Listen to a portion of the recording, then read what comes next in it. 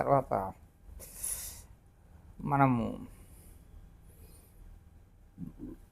మళ్ళా మొదలుకొద్దాం. ఈ ఆధ్యాత్మికతలో ఫిజికల్ దాటి కంటికి కనపడని దాన్ని, ఊహాతీతమైన విషయాల్ని మనం స్టడీ చేయబోతున్నాం కదా. ఇందులో మన స్టడీ అంతా కూడా రెండే విషయాల మీద కాన్సన్ట్రేట్ అవుతుంది. ఒకటి బ్రహ్మము, రెండవది మోక్షం. ఈ బ్రహ్మం అనేది చాలా డీప్ థాట్ ప్రాసెస్ కాబట్టి ముందు మనం మోక్షం గురించి, ఇది మామూలుగా మనకు దైనందిక వాడుకలో మోక్షం మోక్షం అని పాడుతూనే ఉన్నాం కనుక దానికి పొందుతున్నాం. ఈ మానవ జీవితానికి లక్ష్యం ఏమన్నా ఉందా అనేది మొదటి ప్రశ్న ఏర్పడినప్పుడు ఏం లేదు. చతుర్విధ పురుషార్థాలు అంటే, పురుషుడు అంటే మేల్ అనేది కాదు, ఇక్కడ జ్ఞానం కలిగిన వాడు అనేది, తెలుసుకునే అవకాశం కలిగింది. జంతువులకి రీజనింగ్ అవకాశం లేదు కాబట్టి ఈ మానవులందరినీ పురుషులని కిందనే ఈ తెలుసుకోబడతారు ఈ ఇక్కడికి వచ్చినప్పుడు. కాబట్టి స్త్రీ పురుషులు అనేది భేదం లేదు ఇక్కడ. సో ఈ ఈ తెలుసుకోవటం, ఈ యొక్క జీవిత లక్ష్యాలలో 4ని నిర్దేశించారు మన యొక్క పూర్వీకులు. పూర్వీకులు అనటంతో మనం ఇమ్మీడియట్గా ఋషులు కిందనే మనం అనుకోవాలి. వాళ్ళు అనేక తపస్సులు, జ్ఞాన సంపన్నులై చాలా అనాలిసిస్ చేసే మనకు వేద వాంగ్మయాన్ని తీసుకొచ్చారు. కాబట్టి మనం ఏది మాట్లాడినా వాళ్ళ దృష్టిలోనే మనం తీసుకోవాల్సి వస్తుంది. ఇప్పుడు ఇవాళ ఏం చెప్పారంటే, మనిషి అన్నవాడు ఈ 4ని మరి సాధించామా లేదా బ్రతికుండగా పోయే లోపల అని అంటారు. ఈ 4 ఏమిటివి పురుషార్థాలు? ధర్మము, అర్థము, కామము, మోక్షం. ఈ 4 చుట్టూ తిరుగుతుంది. మరి ఆలోచన ఏం చేసినా కూడా ప్రశ్నించుకుంటే దేంటో దాంట్లో రావాలి. నువ్వు రాకుండా నువ్వు వెళ్ళావంటే నువ్వు లైన్లో లేవనట్లు లెక్క.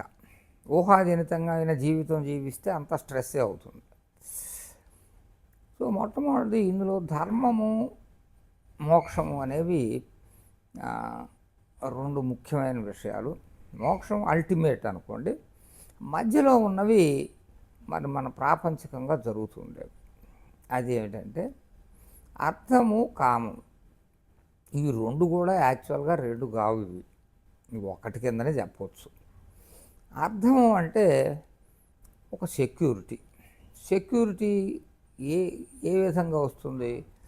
మనిషికి అత్యంత అవసరమైనది ఆహారం కాబట్టి ఆ ఆహారాన్ని ప్రొక్యూర్ చేయటంలో, మిగతా సౌకర్యాలు కలిగించుకోవటానికి, పొందటానికి డబ్బులు కావాలి. కాబట్టి ఈ డబ్బుని ఎలా సంపాదించాలి, దాని ద్వారా ఎలా సౌకర్యాలు పొందాలంటే ఎలా ఖర్చు పెట్టాలి, అంతే కదా.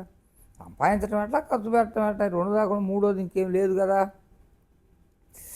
సో ఖర్చు పెట్టకుండా దాచటం వరకు అంటే అది ఇంకొక వేరే విషయం.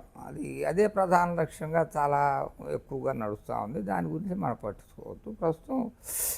ఇవి మనం సంపాదించే డబ్బు మనకి ఏ రకంగా సెక్యూరిటీని ఇస్తుంది అనేది అర్థం. డబ్బు, సెక్యూరిటీ కూడా. తర్వాత కామం అంటే ఇది ఫిజికల్ విషయం కాదు. ఆ పదాన్ని దానికి కొంచెం ఎక్కువగా లింక్ అయ్యారు కాబట్టి అదేదో చెడ్డ పదం కింద కావిస్తున్నారు. అట్లేం లేదు. అది ఒక కోరిక. డబ్బు సంపాదించాలనేది కూడా కోరికే. మరి చదువుకోవాలి, డిగ్రీ చేయాలి, లేకపోతే నేను ఫలానా పోస్టే కావాలి, లేకపోతే ఇవన్నీ కోరికలే. అది కామ్యం కిందకు వస్తాయి, కామం కిందకే వస్తుంది. సో అది ఏర్పడ్డ తర్వాతనే కదా నువ్వు డబ్బు సంపాదించాలనేది కూడా ఒక కోరిక ముందు జనించిన తర్వాతనే కదా అర్థం నువ్వు సంపాదించగలిగేది. కాబట్టి దీన్ని కూడా, దీనికి ప్రధానమైన కారణం కామం కిందకి వస్తుంది, కోరికకే వస్తుంది. సో అనేక మంది నాకు చాలండి, ఇంక ఎక్కువ కోరిక లేదు, నాకు సరిపోయినంత వరకు ఉంది, ఏమి ఇదంతా దీని గురించి అంత పెద్ద ఎక్కువ ఏవేవో చేసి ఎందుకు ఇది చేయాలి అనేది అనుకుంటారు కొంతమంది. అది ఓన్లీ డబ్బే కాదు, చదువు విషయంలో కూడా. ఇప్పుడు మనము ఎలిమెంటరీ స్టాండర్డ్ నుంచి వదిలిపోయినప్పుడు డిగ్రీ వరకు, డిగ్రీ అనేది చాలామంది అత్యంత కామన్ అయింది. మన ప్రీవియస్ జనరేషన్లో డిగ్రీ చదివిన వాళ్ళు కూడా బహు కొద్దిమందే ఉండేవాళ్ళు పల్లెటూళ్ళల్లో. ఇప్పుడు డిగ్రీ అనేది అత్యంత కామన్ అయింది. తర్వాత పోస్ట్ గ్రాడ్యుయేషన్ కూడా డిగ్రీ చేసిన వాళ్ళల్లో కొంత పర్సంటేజ్ చేస్తున్నారు. అది దాటి డబల్ పోస్ట్ గ్రాడ్యుయేషన్లు, తర్వాత రీసెర్చ్, పిహెచ్డి ఇవన్నీ కూడా చేస్తున్నారు. సో ఇందులో కూడా మరి సామాన్యమైన సైన్స్ సబ్జెక్ట్సే కాకుండా ఇంజనీరింగు, మెడికల్ ఈ సబ్జెక్ట్స్ కూడా వచ్చినాయి. ఇందులో కూడా మనకు ఒక కోరిక ఏర్పడింది. సో నా కొడుకు కూతురు డాక్టరే చేయాలి, లేకపోతే ఇంజనీరే చేయాలి, లేదా ఐఏఎస్ అవ్వాలి అంటే ఒక కోరికతోటే మనం మొదలు పెడుతున్నారు కదా, తల్లిదండ్రులు మొదలు పెడుతున్నారు. ఆ కోరికని పిల్లలకు కూడా తెలియజేస్తున్నారు. వాళ్ళు కొద్దిగా తెలుసుకోగలిగిన స్థితి 15-16 సంవత్సరాలు వచ్చేటప్పుడు వాళ్ళు కూడా స్థిరంగా ఏర్పరచుకొని నేను ఇంజనీరింగే చేస్తాను, లేకపోతే నేను ఫలానా ఐఏఎస్ చేస్తాను, నేను శాస్త్రవేత్తను అవుతాను, లేకపోతే నేను రాజకీయవేత్తను అవుతాను అనే కోరికన ఒకటి ఏర్పడుతున్నది. ఆ కోరికకి అనుగుణంగానే వాళ్ళు చదువుకుంటున్నారు. చదువు కూడా ఒక కోరికే. కాబట్టి కోరిక అంటే పూర్తి డబ్బు, శారీరకమైనటువంటి ఒక నిరంతరం తిండి, లేకపోతే సౌందర్య సాధనాలు ఇవి మాత్రమే కాదు. చదువు కోరికే. ఇప్పుడు మనం చెప్పుకుంటున్న ఒక ఆధ్యాత్మికం కూడా కోరికే. ఈ కోరిక లేకపోతే ఇది తెలుసుకోవాలనేది ఎందుకు, ఈ జిజ్ఞాస ఎందుకు, ఇది కూడా ఒక కోరికే.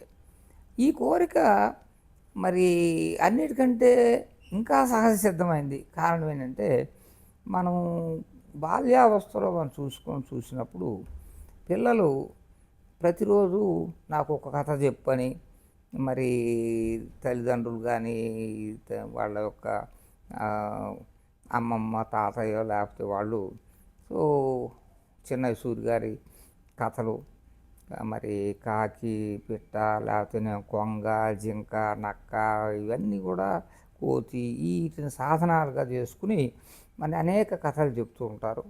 ఈ కథలకి ఒక ఫైనల్ డెస్టినేషను మనకి తెలుసుకునేది ఏమిటి, ఇక్కడ నీతి, జ్ఞానబోధ అనేది ఏమిటి అనేది ఎండ్ పాయింట్లో మనకు దురాశ దుఃఖానికి చేటు, మరి మిత్రలాభం, మిత్రభేదం, లేకపోతే ఎంత మిత్రుడైనా కూడా జాగ్రత్తగా ఉండాలి, ఎవరిని నమ్మకూడదు, ఇటువంటివన్నీ చెబుతారు. కానీ ఈ ఫైనల్ కంక్లూషన్ కంటే వాళ్ళ కథ మీద ఆసక్తి ఉంటుంది ఆ వయసులో. అంటే ఏదో ఒక కొత్త విషయాన్ని జ్ఞానం కోరుకుంటుంది. ఇప్పుడు ఈ ఈ మొబైల్ ఫోన్లు, టీవీలలో ఏదో రకరకాలైనటువంటి ఒక మిక్కీ మౌస్లు ఇటువంటివి, ఇదంతా కూడా ఒక క్యూరియాసిటీకి సంబంధించిన విషయం. ఈ క్యూరియాసిటీ అనేది సహజ సిద్ధమైంది. ఏ కొత్త తెచ్చిపెట్టాల్సిన పని లేదు వాడికి. ఆ టీవీనో ఫోనో ఇవ్వకపోతే వాడు భోజనం చేయట్లేదు. మరి వాడికి ఎక్కడ తెలిసింది టీవీ చూడాలి ఇది అనేది? వాడు ఎవరైనా చెప్పారా? చెప్పలేదు కదా.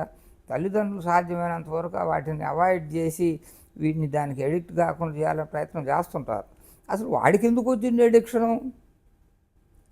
ఇది దిస్ ఇంక్విజిటివ్నెస్, క్వెస్ట్, తెలుసుకోవాలి అంటే ప్రాసెస్లో కొంతకాలానికి మీకు ఆధ్యాత్మిక విద్య అనేది ఒకటి ఉందని తెలుస్తుంది. కానీ ఇనీషియల్గా నీకేంటి, ఏదైనా ఒకటి తెలుసుకోవడం అనేది ఒక రిక్రియేషన్లో ఒక భాగంగానే ఉంది.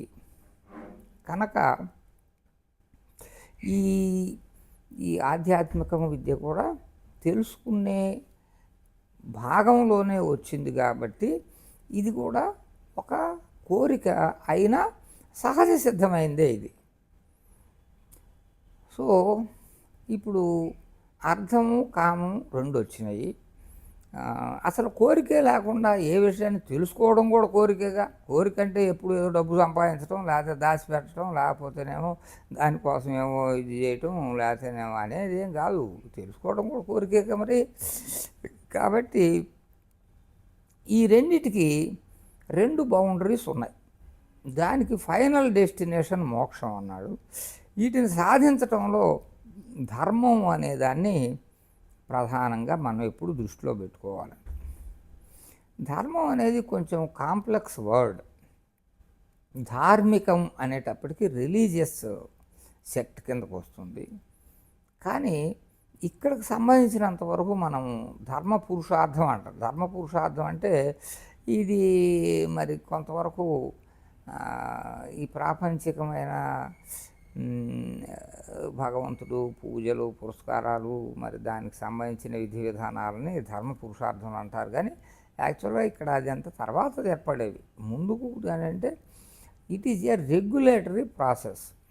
నువ్వు అర్థం సంపాదించాలి, డబ్బు సంపాదించాలి అన్నప్పుడు నీకు ఏదో ఒక రకమైనటువంటి యొక్క ధర్మ మార్గం లేకుండా నువ్వు దాన్ని సంపాదిస్తే అది నీకు ఇమ్మీడియట్గా కొంత సొలేస్ని కలిగించినా నీకు మానసికమైన ఒత్తిడికి లోనవుతుంది. కాబట్టి ధర్మ పురుషార్థం అనేది ఎప్పుడు దాన్ని వెంటాడి ఉంటుంది. ఈ రకంగానే సంపాదించాలి, ఈ పనులే చేయాలి, ఇవి చేయకూడదు అనేవి ఒక రెగ్యులేటరీ. దీనికి మనము వాల్మీకి మహర్షి యొక్క స్టోరీని మనం ఒక మాటలో చెప్పుకున్నాం. సో ఆయన కూడా ఇలాగే ఒక బోయవాడుగా ఆ బాటసారుల్ని కొంచెం హింసించో ఏదో చేసి అవసరమైతే చంపో వాళ్ళని దోచుకోవటం, కుటుంబ సభ్యులకి మరి ధర్మం అర్థం అనేది కుటుంబానికే కదా, మొత్తం వీడే తినలేడు, అనేక జనరేషన్స్ ఉంటుంది, చేస్తూ ఉన్నాడు. ఆయనని ఆ దారిలో వెళ్తున్నటువంటి ఒక ఋషులు, సప్తఋషులు అనుకున్నాం, వాళ్ళు ఒక ప్రశ్న వేశారు. నిజమేనా, బాగానే ఉంది, మరి నువ్వు ఈ పని చేస్తున్నావు, నువ్వు ఇది కొంచెం అధర్మ మార్గంలో ఉంది అంటే ధర్మ మార్గం కాదు ఈ రకంగా సంపాదించడం అనేదే కదా, మరి దీనివల్ల నీకు ఉత్తర అనేకమైన ఇబ్బందులు కలుగుతాయి అనేది దానికి కొంచెం భయపెట్టడానికనో ఏదైనా కానివ్వండి, ఆ విషయాలు కొంచెం ముందుగా వెళ్దాం. ఉత్తర లోకాలు, స్వర్గం, నరకం ఇటువంటి అన్నిటినీ లింక్ చేస్తారనుకోండి, అవన్నీ తర్వాత నిదానంగా దాని గురించి కూడా కొంచెం టచ్ చేద్దాం. మరి అవి ఏమి లేకుండా మనం ముందుకు వెళ్ళలేం కదా. వాళ్ళు ఆయనని ఒక ప్రశ్న వేశారు, ఏమైనా నువ్వు చేస్తున్నావు, నీ ఇంట్లో వాళ్ళు హాయిగా తింటున్నారు, మరి ఏమో పాప పుణ్యాలేమో నీకు అంటుతున్నాయి, మరి వాళ్ళు కూడా ఏమైనా షేర్ చేసుకుంటారా, మరి అది ఏం జరుగుతుందనే సంగతి తర్వాత చూద్దాం, ముందైతే వాళ్ళకి కనుక్కో, మీరు కూడా నా భాగం, నాకు దీంట్లో ఈ పాపంలో కొంత భాగం తీసుకుంటారా, కనుక్కొనిరా తర్వాత చూద్దామంటే వెళ్ళాడు. నిజంగా అడిగితే మాకేం పని, నువ్వు భర్తవి, నీ బాధ్యత, మరి సంపాదించి తీసుకురావాలి, తెచ్చావు, తింటున్నావు, ఇట్లాగే చేసేయమన్నావా, లేకపోతే కొట్టమన్నావా, లేకపోతే చంపి వీలు కాకపోతే చంపి మాత్రమే తీసుకురామని మేము చెప్పలేదు కదా అని భార్య అన్నది. కొడుకు కూడా అట్లాగే అన్నాడు. సో నాదే ఉందంటే, మీరు మమ్మల్ని కనమంటే కన్నారా, మీరు మేమేమైనా కోరుకుని వచ్చామా, కన్నారు, మీరు మీ బాధ్యతగా మీరు చేస్తున్నారు, మీరు ఇట్లా చేస్తేనే నేను మరి అని నేను అనలేదు కదా. కాబట్టి మీరు చేస్తున్నటువంటి యొక్క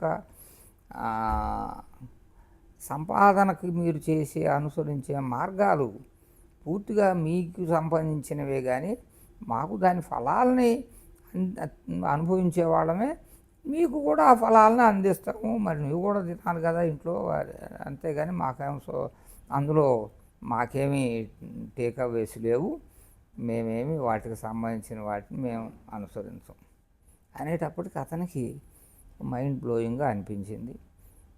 నిజమేనండి, మరి ఇప్పటివరకు నేను ఎలా అనుకున్నాను, మరి అన్నప్పుడు వాళ్ళు అప్పుడు ఆయనకి ఏదో జ్ఞానబోధ చేశారు, రామ అనే ఒక పదాన్ని చెప్పారు, దాని ద్వారా ఆయన అనేక పెద్ద ఋషి అయ్యాడు, వాల్మీకి అయ్యాడు. సరే, ఎవరికైనా కూడా ఈ ప్రశ్న, ఈ వాల్మీకి అనే స్టోరీ ప్రతి ఒక్కరు కూడా ఆలోచించాల్సిందే. మనం చేసే పనిలో నిజాయితీ ఉందా? ఇప్పుడు ఎక్కడ పట్టినా గవర్నమెంట్ ఆఫీసో ఇంకొకటో ప్రతి దానిలో కూడా అవినీతిగా కనపడుతున్నది. ఈ అవినీతిగా చేసి మరి వీళ్ళు సంపాదించే దాంట్లో మరి వాల్మీకి వచ్చిన ప్రశ్న వేసేవాళ్ళు వీళ్ళకి లేరు అని చెప్పి వీళ్ళు అనుకుంటున్నారు. కానీ వీడి మనసే, వీడి ఆత్మే వీడిని ప్రశ్నిస్తుంది. ఏంటి ఈ పని ఎందుకు చేస్తున్నావు, వీడికి నిద్ర పట్టదు, నేను అన్యాయం చేశానే వాడు కూడా బాధపడి ఉంటాడు, వీడికే ప్రశ్నిస్తాడు. సప్తర్షులు ఎక్కడో లేరు, మన లోపలే ఉన్నారు కదా. కనుక ఈ ధర్మ పురుషార్థం అనేది అత్యంత ఆవశ్యకమైనది. ఏ పని చేసినా కూడా ధర్మంగా ఉండాలి. చదువుకుంటున్నప్పుడు మరి కాపీలు కొట్టడం, మరి ఎగ్జామ్స్, అది ఒక ర్యాట్ రేస్ లాగా పరువు ప్రయాణంలో ఉంది. నా ప్రయాణం నన్ను చేయాలని అనుకోవాలి, కానీ అవతల వాడిని పడగొట్టి మనం కారు రేసులు ఇటువంటివి చూస్తుంటాం. సో మరి వాళ్ళు కావాలని చూపెడతారు. ఏదైనా కూడా వాడి మధ్యలో అవతల వాడి బైకును వీడు ఢీకొంటాడు, వాడు పడిపోతాడు, అట్లాగే వాడి కారు నాశనం అవుతుంది. అంటే ఏంటి, వీడు ప్రయాణం చేయకుండా ఇంకొకడిని మరి వాడికి అడ్డంకులు కల్పించి తద్వారా ఆ రేసులో నేను గెలవాలనే ప్రయత్నం చేస్తూ ఉన్నారు కదా. అది మరి ఈ విద్య నేర్చుకోవడంలో కూడా అది చాలా క్లియర్గా కనపడుతున్నది. సో కాబట్టి ధర్మం అనేది అర్థకామాలకి బేస్గా ఉంటుంది. ఏది చేసినా ముందు ఆ ప్రశ్న ఒకటి పడాలి, ఇది నేను చేసేది ధర్మబద్ధంగా ఉందా. అంటే ధర్మం అంటే ఏంటి మరి అంటే, ఏది చేస్తే ఇతరులు చేసినప్పుడు నేను బాధపడతానో అట్లాగే నేను చేసినప్పుడు వాళ్ళు కూడా బాధపడతారు కదా. ఇప్పుడు నాకెంత బాధ ఉందో వాళ్ళకి అదే ఉంది కదా. కాబట్టి ఇతరులకి బాధ కలిగించే విషయాన్ని నేను చేయకుండా సాధ్యమైనంత వరకు నేను నా జీవితాన్ని ఈ అర్థకామాలని సాధించడంలో ఈ ప్రశ్నని ప్రతిసారి నేను వేసుకోవాలి అనేది తెలుసుకోవాల్సిన విషయం. ఇక మోక్షం అనేది చాలా డీప్ థాట్ ప్రాసెస్ కాబట్టి దీన్ని నెక్స్ట్ తెలుసుకుందాం.